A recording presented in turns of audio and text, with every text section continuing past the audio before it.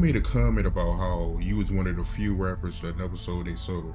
What made you say that? Because I know majority of these rappers. Yeah. I know what be going on behind the scenes. I know who not really in control. Yeah, it's like, man, who is the new street rapper that we could sign that's gonna impact the masses in their city, and we gonna blow them up, and they young, so they don't realize that they being used right now, you heard me? They don't realize it. We gonna make them rich, and we gonna get one from every major city, because that way we can make sure that they give birth to a whole bunch of mini-me's that's looking up to them. You know, a lot of times people be blinded by what they see in these videos and on TV, but I just know, I know what I know, man, you know. The whispers have been around for decades. Stories of rappers who rose overnight, of careers that exploded without explanation, of artists who seemed to change completely once the cameras found them. To most people, it sounds like superstition or another industry conspiracy. But when someone who actually lived through it starts speaking openly, the tone changes. Lil Flip, the Houston legend who made millions independently before signing to any major label, recently said something that shook the hip-hop world.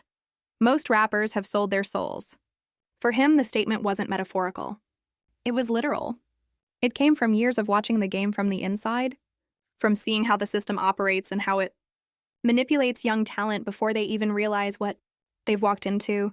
When Flip said he was one of the few rappers that never sold his soul. Behind the scenes, I know who not really in control. You know what I mean? I know the real. You know, a lot of times people be blinded by what they see in these videos and on TV, but I just know, I know what I know, man. You know what I mean? It's a lot of people that ain't being righteous and they ain't keeping it infinity, because keeping it 100 ain't enough. That's a limit. With me, you got to keep it infinity. So it's just a lot of people, man, that's just, you know, selling their soul and selling themselves short and distracted with the wrong things. So, you know, it is what it is, man. This industry is a very evil industry. You know what I mean? Like it's very evil, man. So you got to really surround yourself with people that think like you or bigger than you. So it's a nice amount of, I ain't gonna even say nice. It's a lot of rappers that sold their soul, and you know, they let money dictate everything they do. They value money more than they value humans. I ain't participating in no bullshit. If it ain't righteous, I don't want to be a part of it, man. I'm not gonna snake my people. Yeah, I ain't gonna snake my people, and yeah, I can't sell my people out, and I ain't gonna sell myself out. Fame ain't that important, man, for me to just do anything. It's cool. I'm used to the attention. He wasn't bragging. He was warning. He's been in studios with major stars, in rooms with label heads, and behind closed doors where the smiles don't reach people's eyes. He knows how this business really works. I know who's not in control, he said. I know the real. According to him, the industry doesn't just sign artists, it manufactures them. Executives sit in rooms deciding who will represent the next generation of street rappers in every major city. They deliberately seek out young, hungry, and desperate artists who haven't yet learned their value. The plan is simple: sign them early, make them rich fast, and ensure that they become idols for another generation of kids chasing the same illusion. Those new fans, inspired by what they see on screens, start emulating destructive patterns, materialism, violence, and empty fame, all while the system grows wealthier and more powerful. The young rappers don't even realize they're being used. They think they're winning. Flip calls it a machine, and it's one that thrives on control. The process is calculated. The industry studies what trends, what sells, and what causes the biggest cultural ripple effects. Then it molds artists into products that feed those trends. The more controversy, ignorance, and chaos, the more profitable the artist becomes. Once you influence you, then you're an asset to them, right? So once you understand your value position, right? Like you could be an independent guy, putting work in, and get to a point where you're good enough for them to purchase your soul, right? And when you see, there's no artist, let me be clear, there's no artist in this industry that's doing major numbers with these platforms that haven't sold their soul. And when you know what you're looking at and you know how to decipher, you will see it. And the people like the brother right here who has this merch and is doing it out the trunk and direct to consumer, you will never get to that $20 million club without going through certain doors. So now I gotta ask this question. So E40 didn't do it. Hold on. Now I gotta ask this question. Do you guys believe that the rappers that are at the top sold their soul? Yes. Nope. Somehow. Yes. If the culture starts leaning toward consciousness or spirituality, only a select few are allowed to enter that lane.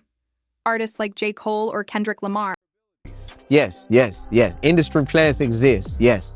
The music industry will conspire to say what this artist represents is something that we need more of in America. So if it's extreme ignorance, if it's watered down blackness, if it's whiteness that represents being able to be cool and be accepted by black people, whatever it is, we want more of that. So we will do everything in our power to make this person pop off and be a star, to push this agenda. Or we have a vested interest financially in seeing this artist make it. Because not only do we have this artist signed to us, but we manage this artist and we know that this artist is going to create a whole generation of people just like them. Yeah, they definitely got industry plans. Yes, all of these black artists who ain't even old enough to understand the contract that they about to sign and who are being signed just because they had one thing that went viral, that they glorifying a bunch of murder and a bunch of just negativity, and all of a sudden they about to get paid millions of dollars. Those are industry plants. The industry knows the impact that those artists will have on the rest of their community. They know it. And they're just like, oh man, we need that person to make it for sure. But if you are representing something positive or something righteous or something intellectual or godly, you absolutely have to do way more work to make the industry say, all right, we're gonna let them in. It's like, all right, we're gonna let a J. Cole in. We're gonna let a Kendrick Lamar in. But we got enough. We got enough of them. You know what I'm saying? We got enough of them. You realize that J. Cole and Kendrick Lamar are two of the richest rappers walking planet Earth today? Two of the most successful rappers? Why would the industry not want more J. Cole's and more Kendrick Lamar's? Yeah, they don't even floss or anything, bro. You don't see them with jewelry, none of that. Bro, J. Cole and Kendrick Lamar scare the industry because if they let more of them in, you're gonna have a whole generation of people coming up who are black, who are saying, I ain't even gotta flaunt no jewelry, you heard me? I ain't even gotta flaunt fancy cars, and I can be intellectual, I can be woke, I can be a man of God. Or rap about it. Or rap about that stuff. And if you got a whole generation of black people that's coming up, that's like, man, there wasn't one J. Cole and one Kendrick Lamar. There were a ton of them, and they were all huge. Now, keep in mind, a ton of people exist who are doing the same type of work that Cole and Kendrick are doing, and they're doing that work in their own way. I'm one of the people, you know, and there's a bunch of people that are doing that. But for the mainstream music industry, man, they don't want a bunch of that to exist, bro. Like, it doesn't make sense why you wouldn't want more of that.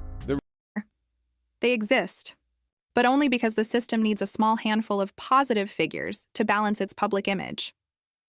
They'll let a J. Cole in, said conscious rapper D1, but once they got one or two, that's it. They don't want more because too much positivity makes people think for themselves. The goal is to maintain control of influence, not to nurture freedom. Flip has seen the darker side of this machine firsthand. He recalls a moment when people associated with the industry tried to approach him in a way that felt spiritual, at least on the surface. Somebody tried to come to my house to pray, he said. They said he gets spirits out, that he wanted to come and pray in my home. Flip declined immediately. I said, nah, I'm good. I'll keep praying the way I've been praying. I don't know who he believes in or what he believes in, but he can't come in my house. It might sound harmless, but for Flip, it was symbolic of something deeper, an attempt at initiation disguised as spirituality. For him, faith is personal, and letting strangers perform cleansings or rituals in his space was crossing. Have you ever been approached to do anything out of pocket? I've been approached to have somebody come to my house and pray. And yeah, like, hey man, this guy, yeah, he's like he gets spirits out, and you know, he wants to come and pray. I'm like, nah, I'm cool. I want to continue to pray the way I've been praying. I don't know who he believe in and what he believe in, but he can't come in my house. So, yeah, peace. I kept God in what I got going on. I kept God. I keep God in what I got going on. I don't love money. I talk for myself. I come from a family that programmed me and trained me to be out in this world and out in the streets and knowing how to maneuver. So you can't lure me with no money or nothing like that. Like, meaning like, if I don't want to do the deal, I ain't gonna do the deal. The difference between me and a lot of artists is I started doing music for God. My grandmother played the piano. I was in the church. I sung in the choir. I played the drums, played the piano, sung in the choir for God, went to different churches and sung here and there, right? For God, doing music in the studios, making gospel music, making hip hop. But I started off doing music for God. So I'm not gonna let money dictate every move I make when it comes to music. It's a blessing for me to be able to create.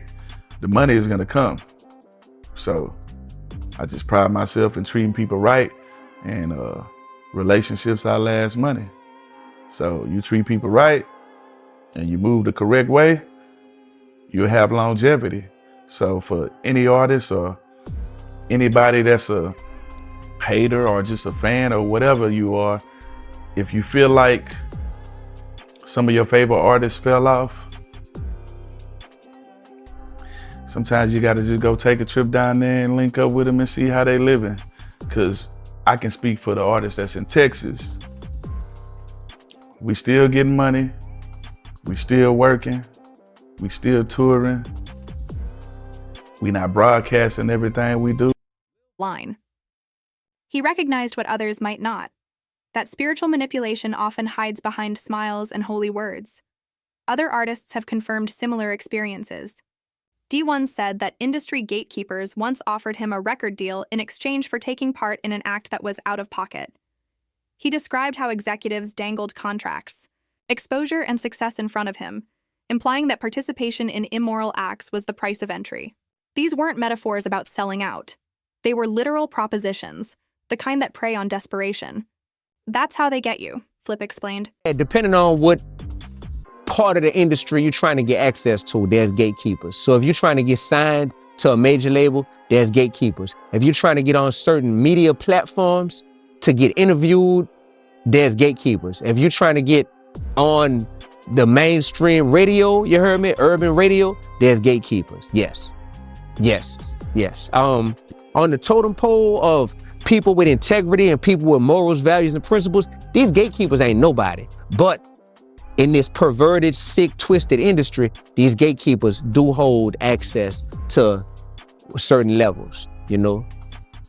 Bro, I've had gatekeepers in the music industry who have literally tried to hold a record deal behind their back and let me know, like, look, if you're a part of this homosexual act that I'm trying to take part in, you hear me?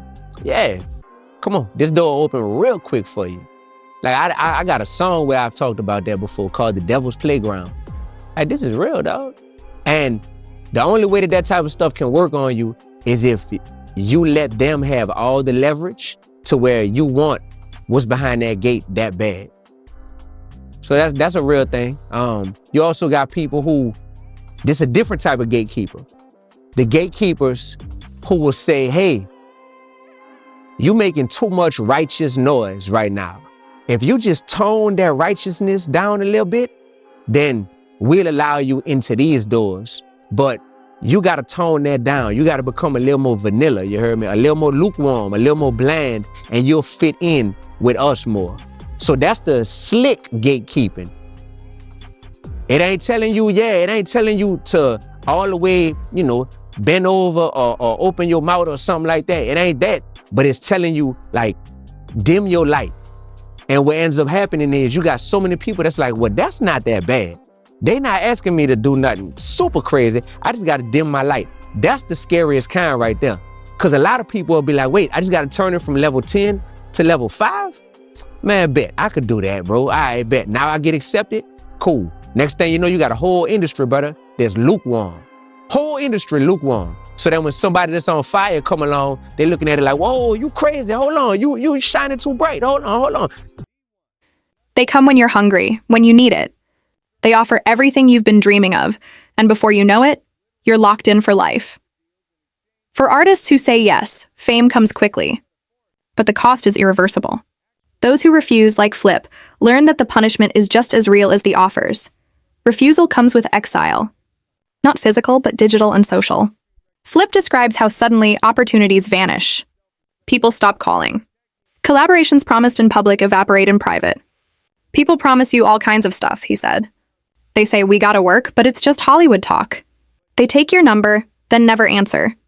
It's the industry's way of quietly erasing artists who won't play the game.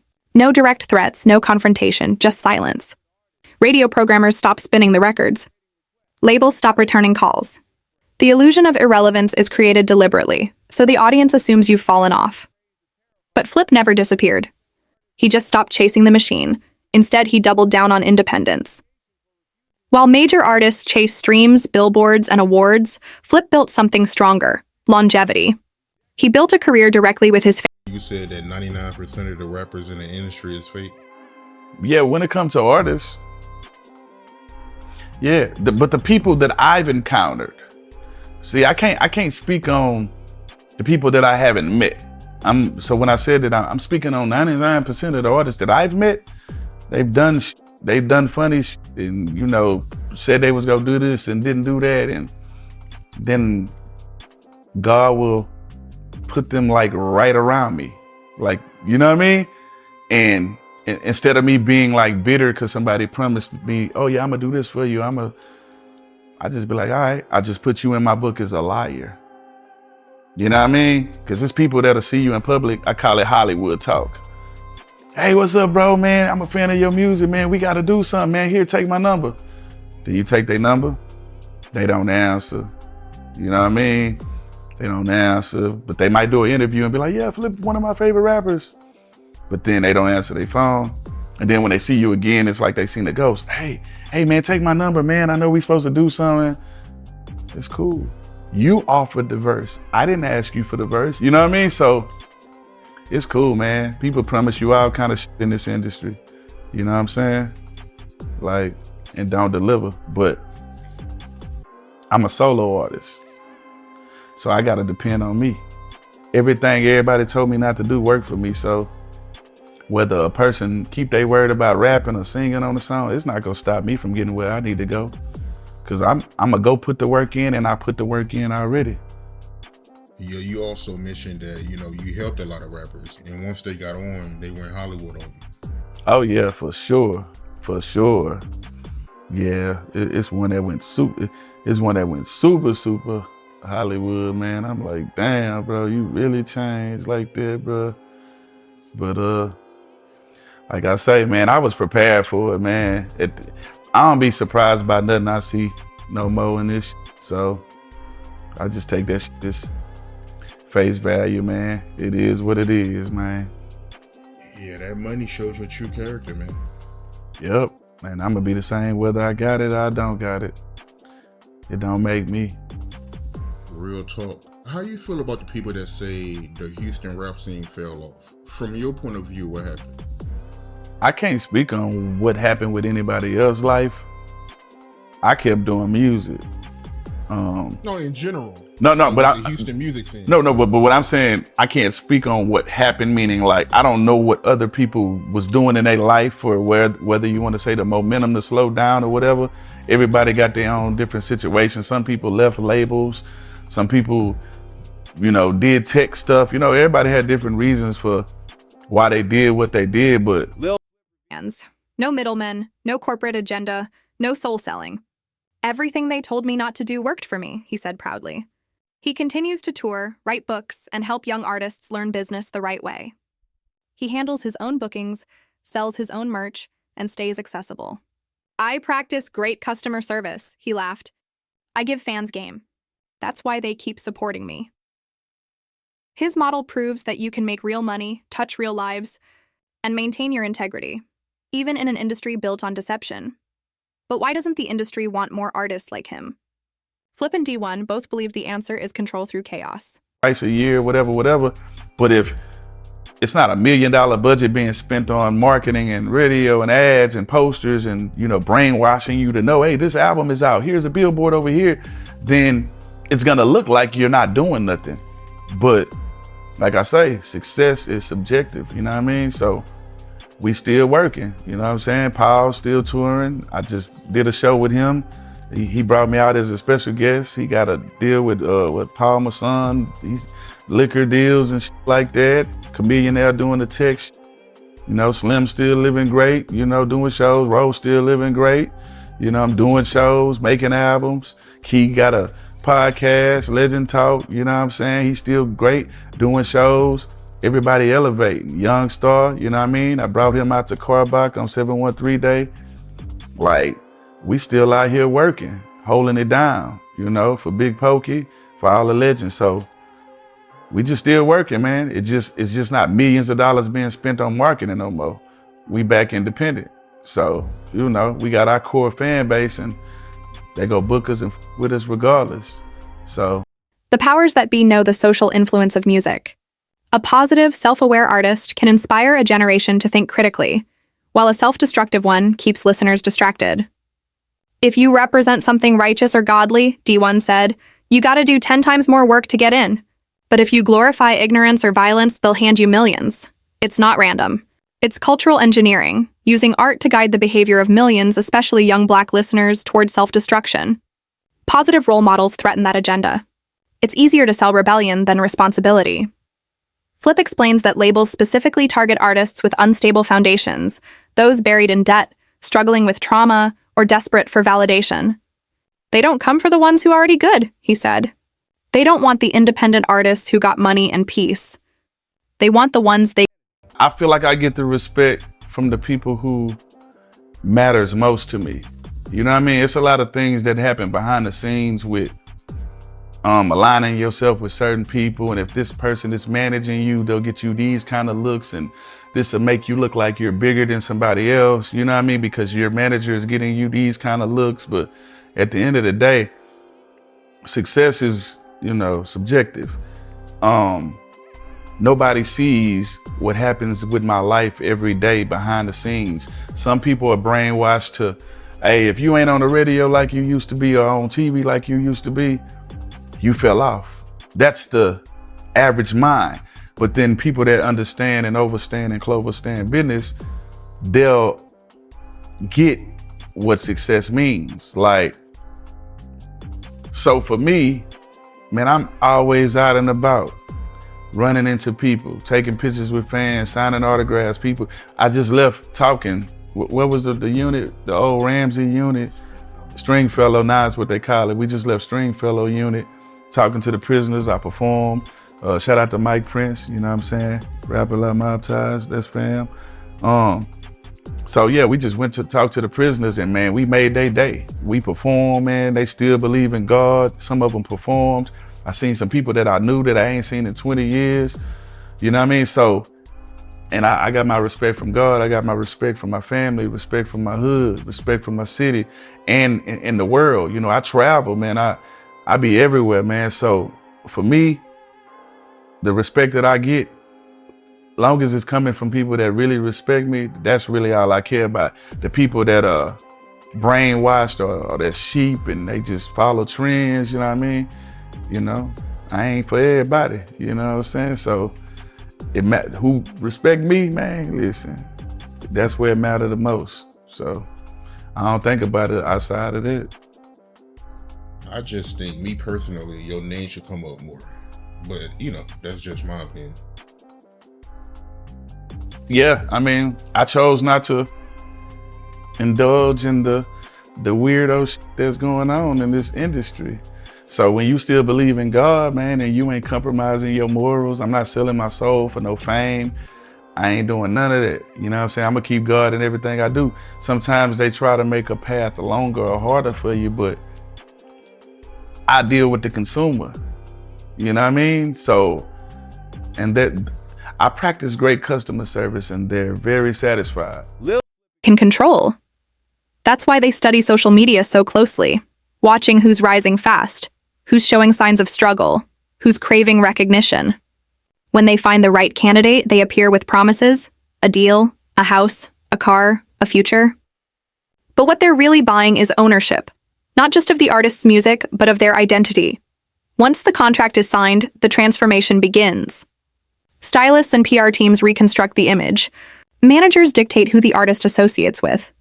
Even lyrics become strategic, shaping narratives that sell but strip away individuality. Within months, the young dreamer becomes a character, a product engineered for mass consumption. And if they ever Having the same number, man, since high school.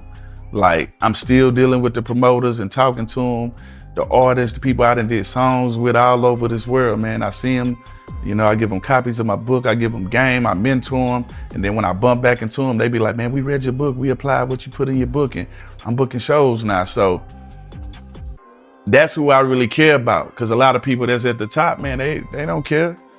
They culture vultures. They don't care what's going on in the community like that. They just want their money. I care about my community. So that's why I make sure I'm out and about helping people, you know, looking out for people. I did a verse for a guy yesterday. try to reclaim control, they're reminded who owns the masters, literally and spiritually. That's how the system maintains power. Flip calls it Hollywood talk, the endless cycle of fake love that fuels the entertainment world. Everyone acts friendly in public, promising collaborations and opportunities that never materialize. The smiles are scripted, the energy transactional. They see you in public and say, "Wait, bro, we gotta work," he said. But they don't mean it.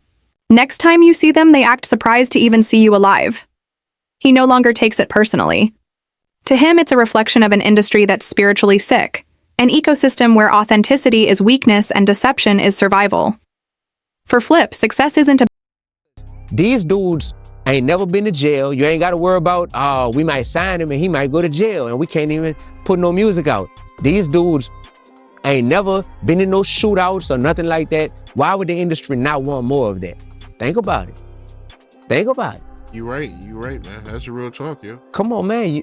You mean to tell me you not a headache?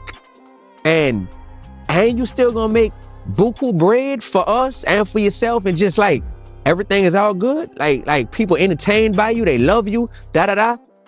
You mean to tell me they wouldn't be like, man, we need more of that? But come on, bro. Come on, bro. Every year, they're like, yo, who is the new street rapper that need to get signed and get pushed out there? Not in one city, but in every major city.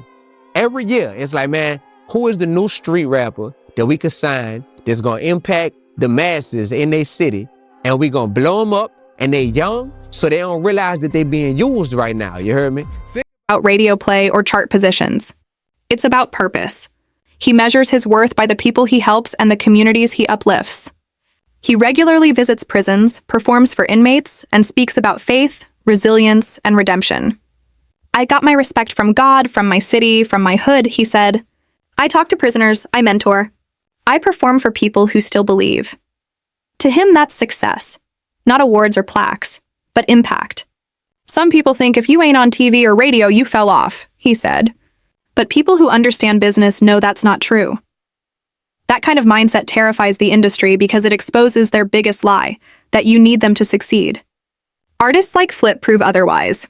By selling directly to fans, owning their masters, and building authentic relationships, they've bypassed the machine entirely. The illusion of control only exists when artists believe in it. The moment they realize they can thrive independently, the system loses its grip. That's why the industry spends millions keeping up the facade of relevance, award shows, influencer culture, and chart manipulation to convince the world that validation still comes from the top. But it doesn't. Real validation comes from the people. Flip's moral foundation was built long before fame. He grew up in the church surrounded by faith and music. "My grandma played piano," he said. "I sang in the choir, played drums, did gospel before hip-hop." That upbringing gave him grounding when temptation came knocking. "I don't love money more than humans," he explained. "I started doing music for God. I'm not going to let money dictate everything." It's that spiritual foundation that protected him. "If it ain't righteous, I don't want it," he